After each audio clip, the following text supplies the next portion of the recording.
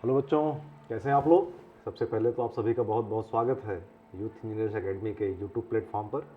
मैं हूं संजय तिवारी और आपको मालूम है इस समय हम लोग इंजीनियरिंग मैकेनिक्स की लेक्चर सीरीज चला रहे हैं इस चैनल पर, जो कि इलेक्ट्रिकल के लिए तो बिल्कुल नहीं है, मैकेनिकल और सिविल के लिए बहुत इंपॉर्टेंट कोर्स है, फाउंडेशन कोर्स है, ठीक है ना। तो इसमें हम लोग पहला चैप्टर पढ़ चुके हैं, दूसरा चैप्टर इस समय चल रहा है और दूसरे चैप्टर का नाम है फ्रिक्शन, घर्षण बल, और उसमें शायद आज एक तीसरा लेक्चर होने वाला है। तो आइए देखते हैं आज का टॉपिक क्या है और क्या काम करने वाले हैं। तो चैप्टर 2 है, पहला चैप्टर था फोर्स एनालिसिस, बल विश्लेषण, और दूसरा चैप्टर है घर्षण बल, फ्रिक्शन फोर्स, और ये आज फ्रिक्शन फोर्स का तीसरा लेक्चर है। तो अभी तक हम लोगों ने जो फ्रिक्शन फोर्स में समझा है, फर्स्ट लेक्चर में समझा था, फ्रिक्शन फोर्स की खोज किया था कि किस फोर्स को हम फ्रिक्शन फोर्स कहेंगे, आइडेंटिफाई किया था, लिमिटिंग कंडीशन क्या है, लिमिटिंग कंडीशन पर सीमांत घर्षण की अवस्था पर क्या घटना घटती है, उसके नीचे क्या रहता है, उसके ऊपर क्या रहता है, ये सब बातें हम लोगों ने पहले लेक्चर में बहुत डिटेल में किया था, बहुत मन लगा के किया था। और उसके बाद दूसरे लेक्चर में हम लोगों ने ये देखा था, ये जो कंटेंट है ये दूसरे लेक्चर का है, इसमें हम लोगों ने फ्रिक्शन एंगल को समझा था, क्योंकि फ्रिक्शन को पढ़ने के लिए कुछ टर्मिनोलॉजी यूज करनी पड़ेगी। तो पहला एक कोण आता है फ्रिक्शन एंगल, घर्षण कोण के नाम से जानते हैं। और घर्षण कोण को आपने कहा था कि जब कोई बॉडी लिमिटिंग कंडीशन में आ जाए, सीमांत घर्षण की अवस्था में आ जाए, उस समय जो फ्रिक्शन फोर्स है और जो नॉर्मल रिएक्शन है उसके बीच का रिजल्टेंट जो एस है, ये रिजल्टेंट नॉर्मल रिएक्शन से जो एंगल बनाएगा उसी को कहेंगे फ्रिक्शन एंगल लैम्डा। ये बात सेकंड लेक्चर में हुई है। जब लैम्डा को निकालने की बात आई तो हम लोगों ने इस ट्रायंगल में 10 लैम्डा लगाया, हाइट अपॉन बेस किया और निकाल के म्यू इक्वल टू 10 लैम्डा लिख लिया। म्यू इक्वल टू 10 लैम्डा ये फॉर्मूला केवल और केवल तभी एप्लीकेबल है जब हमारी बॉडी ये लिमिटिंग कंडीशन ऑफ फ्रिक्शन की अवस्था में हो, सीमांत घर्षण की अवस्था पर हो। ये पिछले कंडीशन में बात आई थी। चलिए आज हम लोग को क्या पढ़ना है, आज एक दूसरा टर्म पढ़ना है जिसका नाम है क्रिटिकल एंगल, जिसको कह रहे हैं क्रांतिक कोण, है ना। तो भाई क्रिटिकल शब्द ही ऐसा है कि आप ये कहते हैं कि क्रिटिकल का मतलब क्या है कि उस समय कुछ भी हो सकता है। जैसे आप कहते हैं ना कि कोई पेशेंट है, किसी हॉस्पिटल में एडमिट है, आईसीयू में है, कोई पूछता क्या हाल चाल है, तो आप कहते हैं बहुत क्रिटिकल कंडीशन है। क्रिटिकल कंडीशन का मतलब एक ऐसी लाइन पे वो हैं कि बच भी सकते हैं और कुछ हादसा भी हो सकता है। तो ऐसे ही जब कोई अवस्था ऐसी बन जाती है कि जीने मरने की बात आ जाए, उस लाइन पे आप खड़े हों, तो उसी स्टेट को क्रिटिकल कहते हैं। तो क्रिटिकल का मतलब तो यही हुआ। अब कोई एंगल है ना, वो जो स्थित बन रही है किसी एंगल पे बन रही है, तो वो जो एंगल निकल के आएगा उसी को कहेंगे क्रिटिकल एंगल। चलिए बातचीत छोड़ते हैं, इसको समझने की कोशिश करते हैं, है ना। समझा कैसे जाए कि सपोज दैट मैं कुछ ले लेता हूँ। हाँ, ये देखिए मेरे पास एक डायरी है और इसके ऊपर मैं कोई ब्लॉक ही, चलिए मोबाइल ही यूज कर लेता हूँ, ठीक है, इसको भगवान बचाएगा। सपोज दैट कि अभी ये मोबाइल इसके ऊपर रखा है, बहुत ध्यान से देखिएगा, मैं इसको ऐसे करने की कोशिश करता हूँ, और इस समय ये जो डायरी है बिल्कुल हॉरिजेंटल है, तो मोबाइल रखा रहेगा ऐसे ही। लेकिन अगर मैं इस बॉडी को, ये जो हमारा प्लेन है, डायरी है, इसको मैं धीरे धीरे एंगल को बढ़ाऊं, ऐसे तिरछा करूं, हॉरिजेंटल से 1 2 5 10 15 20 25 ऐसे ऐसे धीरे धीरे बढ़ा रहा हूं, तो क्या होने वाला है, क्या ऐसे रुका रहेगा इसके ऊपर मोबाइल? तो एक समय ऐसा जरूर आएगा कि ये मोबाइल गिरने की कंडीशन में आ गया। देखिए आप जब भी देखेंगे ना, मैं दोबारा करूंगा फिर से वही एंगल मिलेगा, फिर देखिए 1 2 3 4 करते करते यहाँ तक जैसे पहुँचेंगे, ये मोबाइल अब गिरने वाला, आगे नीचे आ गया। तो आप कह सकते हैं ना कि ये मोबाइल इस डायरी पर इस एंगल पे देखा जाए तो ये जो बीच का एंगल बन रहा है, इतने मान लेते हैं 35 डिग्री है, 30 डिग्री है, तो इस एंगल पर ये गिर जाता है। तो आप कह सकते हैं जब भी इस मोबाइल को इस डायरी पर रखा जाएगा और इसको हम 30 डिग्री इंक्लाइन करेंगे तो गिर जाएगा, चाहे जब रखा जाए, है ना। हमने इसको ऐसे किया और 30 डिग्री इंक्लाइन किया तो गिर गया, है ना। तो इसका मतलब, लेकिन अगर अभी इस ये जो हमारे पास डायरी है, इसके बदले में कोई और चीज़ ले लेता हूँ, जैसे कोई और सरफेस ले लूँ, सपोज दैट मैंने ये सरफेस ले लिया। देखिए ये डायरी का सरफेस अलग है और यह डायरी हिले, लेकिन स्मूथ सरफेस ना लेके इसको मैं इस पे लेके चलता हूँ, पेपर पे। तो जाहिर सी बात है ये स्मूथ है ज़्यादा, है ना, ये सरफेस ज़्यादा स्मूथ है और ये पेपर कम स्मूथ है। अगर इस पर रखता हूँ तो आप बताइए एंगल जो है क्या अभी भी 30 डिग्री पर ही ये घटना घटेगी, है ना। अब अगर इसको मैं ऐसे करके मूव कराता हूँ तो वो एंगल 30 होगा कि और कम होगा या और ज़्यादा होगा, कुछ ना कुछ तो चेंज होगा, है ना। लेकिन हमको भी महसूस हो रहा है क्योंकि ये ज़्यादा स्मूथ था, ये रफ है, तो अब 30 से और ज़्यादा होगा। जो काम इस पर 30 डिग्री में आपको दिखाई पड़ गया था, वही काम इस पर हो सकता है कि 40 या 45 डिग्री पर दिखाई पड़े। देखते हैं, कुछ अंदाज़ा मिल जाता है। ठीक है, देखिए ज़रा, हॉरिजेंटल है, मैं इसको उठा रहा हूँ ऐसे करके, नीचे से देखिएगा, नीचे से, ठीक है। हाँ, इसको मैं ऐसे उठा रहा हूँ, तो करते करते अभी देखिए ज़्यादा एंगल लेना पड़ा, इतने एंगल पे उठा। तो आप कहेंगे कि जब भी इसको इस एंगल पर रख के लिफ्ट किया जाएगा तो इतने इंक्लाइन प्लेन पे ये गिर जाएगा।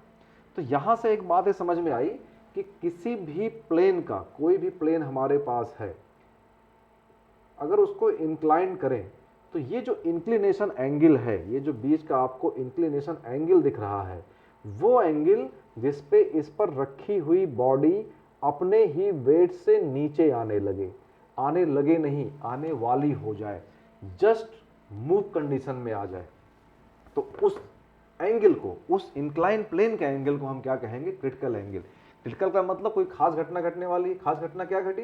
क्यों चलने वाली हो गई, मूव करने वाली हो गई, जीने मरने की स्थिति में आ गई, मतलब रेस्ट कंडीशन को छोड़कर मूव कंडीशन में आने के लिए रेडी हो गई उस समय, उस एंगल पे, तो उसे आप क्या कहेंगे? Critical angle.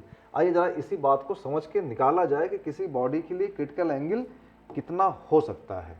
ठीक है, तो चलो पहले तो भाई एक बॉडी बना लेते हैं। ठीक है, तो ये हमारी एक सपोज दैट एक बॉडी है ना। रुकिए, ये एक बॉडी है, ठीक, बहुत बड़ी नहीं, छोटी बनाते हैं ऐसे कर, ठीक। और ये बॉडी जो है ये किसी इसको थोड़ा सा इंक्लाइन कर दें, एक इंक्लाइन प्लेन बना लें कि ये बॉडी इस इंक्लाइन प्लेन पे रखी हुई है, ये कोई इंक्लाइन प्लेन है। ठीक है, पहले प्लेन ऐसे था, फिर हम इसको धीरे धीरे ऐसे ऐसे ऐसे बढ़ाते रहे, बढ़ाते बढ़ाते जब एक समय ऐसा आया कि बॉडी नीचे आने लगी तो हम रुक गए। नीचे आने लगी नहीं, नीचे आने वाली हो गई, तो हमने कहा भाई देखिए ये वो प्लेन है जहाँ पे बॉडी आ रही है। अब इस बॉडी को इसके ऊपर रखना है, कैसे रखा जाए? तो हाँ, ये इसको थोड़ा सा घुमा लेते हैं, हाँ ऐसे करके, और ये देखिए बॉडी इसके ऊपर ऐसे रखी हुई है। ठीक है, ठीक, ये हो गया। ठीक, चलिए अब इसी की एनालिसिस करते हैं हम लोग। ठीक है, एनालिसिस इसी की करते हैं, समझिए जरा इसको यहाँ पे। ठीक, देखिए भाई, ये बॉडी इस समय ये इंक्लाइन प्लेन था, ये इंक्लाइन प्लेन था, ये हॉरिजॉन्टल प्लेन था और ऐसे इंक्लाइन प्लेन था। इस बॉडी को भी थोड़ा सा भर दिया जाए किसी कलर से तो ज़्यादा समझ में आएगा।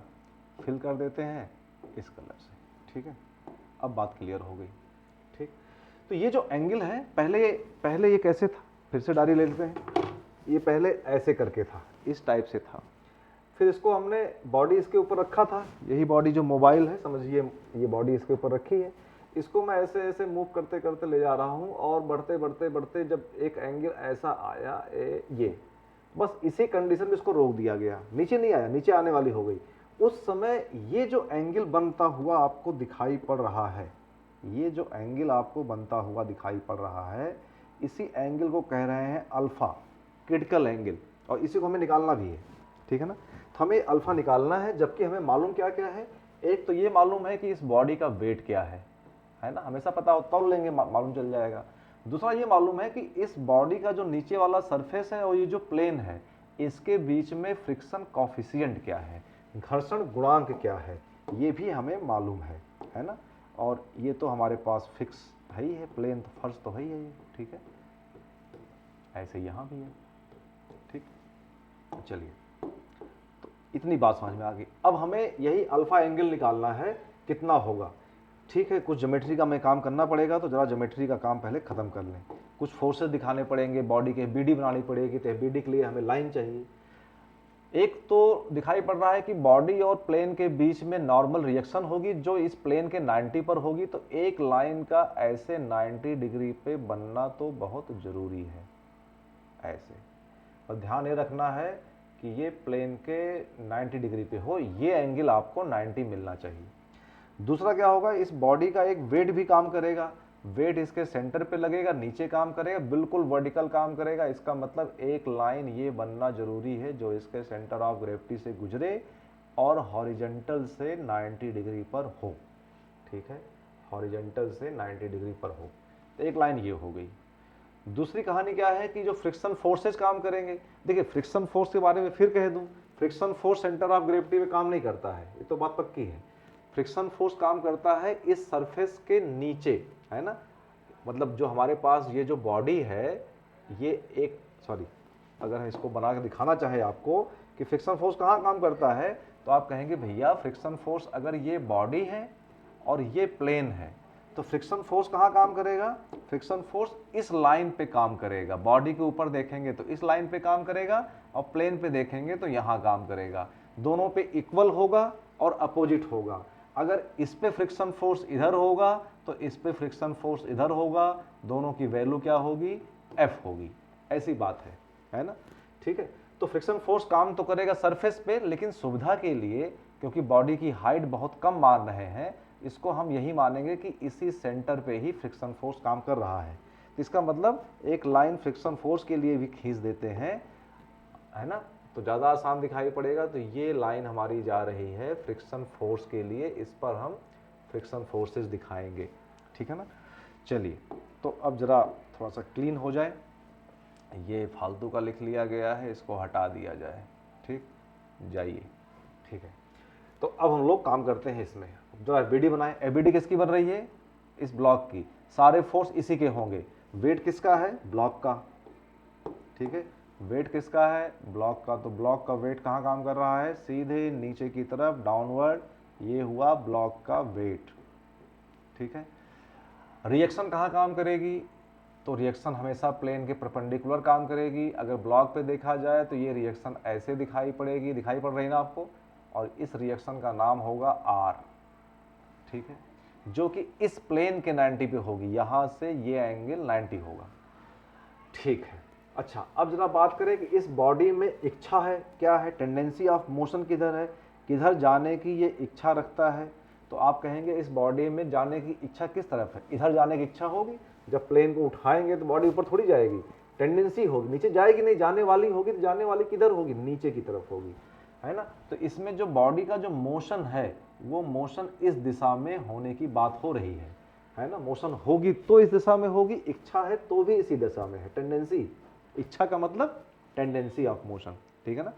तो फ्रिक्शन फोर्स तो इच्छा का ही विरोध करता है। फ्रिक्शन फोर्स तो बड़ी ऐसी चीज है कि आपने कुछ सोचा नहीं तो उसके अगेंस्ट में आ गया।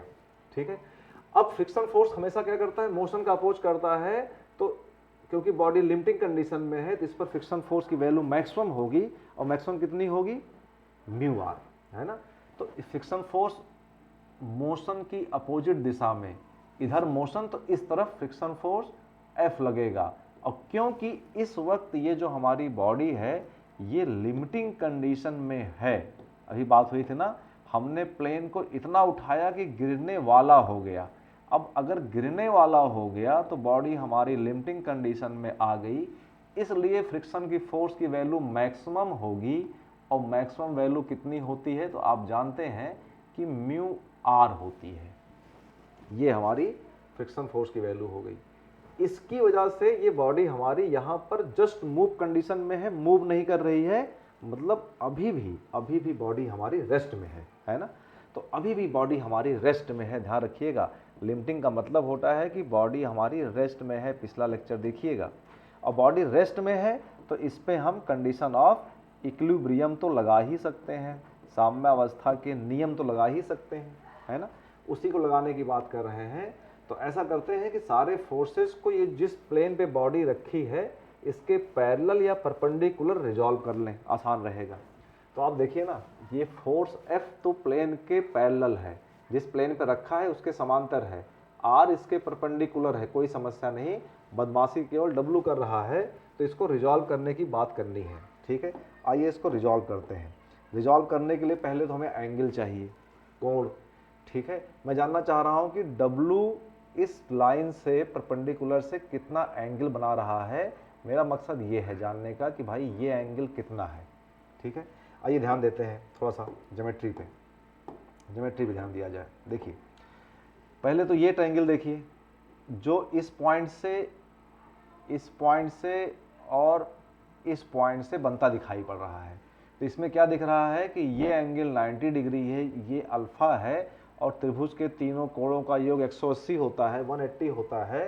तो 180 में से अगर हम लोग 180 में से ये वाला अल्फा कम कर दें, यहाँ वाला 90 कम कर दें, तो बचेगा क्या, 90 माइनस अल्फा। इसका मतलब हम कह सकते हैं कि ये जो एंगल अपने पास है ये 90 माइनस अल्फा है। ये बात समझ में आ गई? ये एंगल कितना हो गया, इसमें से माइनस कर दिया, 90 माइनस अल्फा आ गया। ठीक, अब जरा ध्यान दीजिए कौन से एंगल पे। अब आपको ध्यान देना है बाबू, ये पॉइंट पकड़िए, ये पॉइंट पकड़िए और ये पॉइंट पकड़िए। इस ट्रायंगल में देखिए तो ये 90 माइनस अल्फा है, और ये एंगल कितना है भाई, ये एंगल आपको 90 दिखाई पड़ रहा है। ट्रायंगल के तीनों कोणों का सम कितना होता है, 180। 180 में से अगर ये 90 कम कर दें, है ना, और 90 माइनस अल्फा ये वाला कम कर दें, 90 माइनस अल्फा, तो आपको क्या दिखाई पड़ेगा, 90 90 कैंसिल आउट हो जाएगा, केवल अल्फा बचेगा। इसका मतलब ये जो एंगल दिखाई पड़ रहा है ये अल्फा है ना, ये अल्फा है। इतनी बात समझने में कोई दिक्कत तो नहीं आ रही है? ठीक है, तो इतनी, ये जो थोड़ा सा गंदा हो गया इसको मैं साफ़ करने की बात कर रहा हूँ, इसको साफ़ कर देता हूँ। ठीक है, ठीक, तो भाई एक मिनट, ठीक है, तो ये क्लियर हो गया। अब हमें एंगल मिल गया, तो अब कुछ नहीं करना है, इस W को रिजॉल्व करते हैं। रिजॉल्व करने के लिए W को रिजॉल्व करेंगे तो ये एंगल मालूम है, तो इसका W का एक कंपोनेंट इस तरफ जाएगा, जाएगा नहीं जाएगा, ये कंपोनेंट गया W, इसका नाम क्या होगा, W कॉस अल्फा, W का कॉस कंपोनेंट, और W का साइन कंपोनेंट इस तरफ गया, इसको आप नाम देंगे W साइन अल्फा। और अब आप कहेंगे भाई कि अब इस W का कोई काम नहीं बचा, ये हमारे लिए यूजलेस हो गया, इसका कोई काम नहीं बचा, क्योंकि इसको रिजॉल्व करके हम लोगों ने दो हिस्से में कर दिया। अब बॉडी पे 1 2 3 4 फोर्स काम कर रहे हैं, और बॉडी हमारी इस तरीके से इक्विलिब्रियम में आपको दिखाई पड़ रही है। अब जरा समझे क्या किया जाए, ये अच्छा थोड़ा महसूस तो कर लें, इस बॉडी के साथ ये चारों फोर्स कर क्या रहे हैं, ध्यान दीजिएगा। W कॉस अल्फा चाह रहा है कि ये बॉडी इस प्लेन में चिपका रहे, ऐसे नीचे की तरफ दबे, तो प्लेन क्या कर रहा है, ऊपर रिएक्शन दे रहा है, this is action, this is reaction. ठीक है, W साइन अल्फा क्या कह रहा है कि इस बॉडी को जो नीचे लाने की इच्छा है, ये जो इच्छा बना है ना बैगनी कलर का, टेंडेंसी ऑफ मोशन, ये इसी की है। इस पूरे फोर्स सिस्टम में, पूरे डायग्राम में इसके अलावा कोई नहीं चाहता है कि बॉडी नीचे आए, है ना, ना ये चाहता है ना ये चाहता है, केवल यही चाहता है बॉडी नीचे आए, है ना। तो यही चाहता है बॉडी नीचे आए, और इसकी चाहत को फ्रिक्शन फोर्स रोकेगा, तो इसको ऊपर लगा रहा है, इसकी वैल्यू क्या है, म्यू आर, और बॉडी कहीं नहीं जा रहा है, इसका मतलब ये इसके इक्वल होना चाहिए, ये इसके इक्वल होना चाहिए, यही एक कंडीशन बनती है। तो अब करना क्या है, apply condition of equilibrium, apply condition of equilibrium, condition of equilibrium, साम्यावस्था के नियम इस पे लगाए जाएं। और कंडीशन क्या होती है, तो आप कहेंगे यहाँ से R equal to W cos alpha, this is R equal to W cos alpha. बात समझ में आ गई? ये तो हो गया ये। और दूसरा क्या हो गया कि म्यू आर जो उधर लग रहा है ये इसके इक्वल होगा, इक्वेशन नंबर 1 हो गई ये।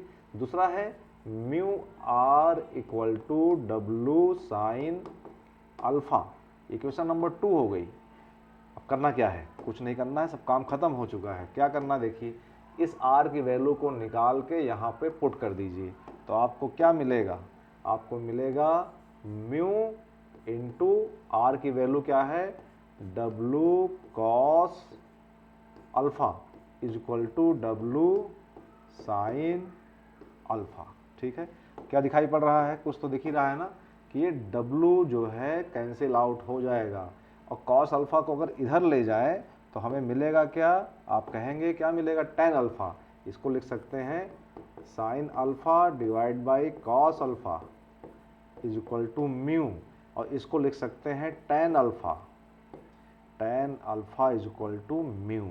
बात समझ में आ गई? तो ये हमारे पास एक फॉर्मूला निकल आया कि अगर हमें म्यू मालूम है, friction coefficient between two bodies मालूम है, तो हम लोग अल्फा को निकाल सकते हैं। बात समझ में आ गई? ठीक है ना? तो देखिए, अच्छा एक मजे की बात क्या है, पिछले लेक्चर में देखा था फ्रिक्शन एंगल के बारे में कि वहां क्या आया था, mu equal to tan lambda. अगर हमें फ्रिक्शन कॉफिशिएंट मालूम है, बॉडी लिमिटिंग कंडीशन पे है, तो mu equal to tan lambda से फ्रिक्शन एंगल निकाल सकते हैं। और वैसे ही अगर बॉडी लिमिटिंग कंडीशन में है, सारी कंडीशन तो वही है, देखिए ये बॉडी भी लिमिटिंग कंडीशन में थी और ये बॉडी भी लिमिटिंग कंडीशन में थी। इस बॉडी में mu equal to tan lambda आया था और इस बॉडी में म्यू की वैल्यू टेन अल्फा आई है ना? तो ये कहने में कोई बुराई तो है नहीं कि एट द लिमिटिंग कंडीशन, जब हमारी बॉडी लिमिटिंग कंडीशन पे है तो हम ये तो कह ही सकते हैं ना कि एट लिमिटिंग कंडीशन म्यू की वैल्यू टेन अल्फा भी होती है और म्यू की वैल्यू टेन लैम्डा भी तो होती है। यही वैल्यू किसके इक्वल होती है? टेन लैम्डा के, टेन लैम्डा के, टेन लैम्डा के। तो इसको इसमें ऐड कर सकते हैं।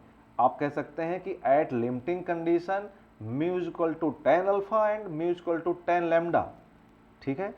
तो यहाँ से एक रिजल्ट तो ये भी निकल के आता है कि इसलिए अल्फा इक्वल टू लैम्डा भी होता है, अल्फा इक्वल टू लैम्डा भी होता है। लेकिन कब, ऐसा कब होगा? इसके लिए सिर्फ और सिर्फ एक ही कंडीशन है कि at limiting condition, limiting condition of friction, घर्षण की सीमांत अवस्था पर क्रांतिक कोण घर्षण कोण के बराबर होता है। ठीक है ना? तो इस टाइप की हमने चीज़ें यहाँ प्रूफ कर ली, फ्रिक्शन एंगल प्रूफ कर लिया, क्रिटिकल एंगल प्रूफ कर लिया और लिमिटिंग कंडीशन को समझ लिया, फ्रिक्शन फोर्स की मैक्सिमम वैल्यू कब होती है, कितनी होती है, ये समझ लिया।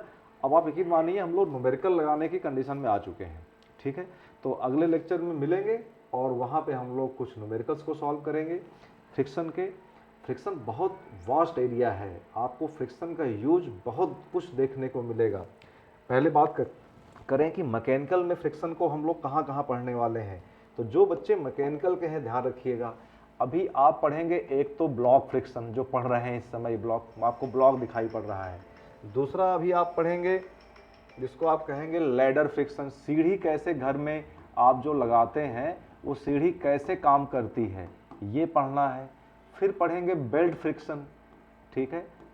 जो आप आटा चक्की पे जाते हैं, गेहूं पिसाने जाते हैं, वहाँ बेल्ट लगी रहती है, गांव में ट्यूबवेल है या ट्रैक्टर में बेल्ट लगी रहती है, तो ये बेल्ट फिक्स वो कैसे काम करता है, बेल्ट फ्रिक्शन पढ़ना है।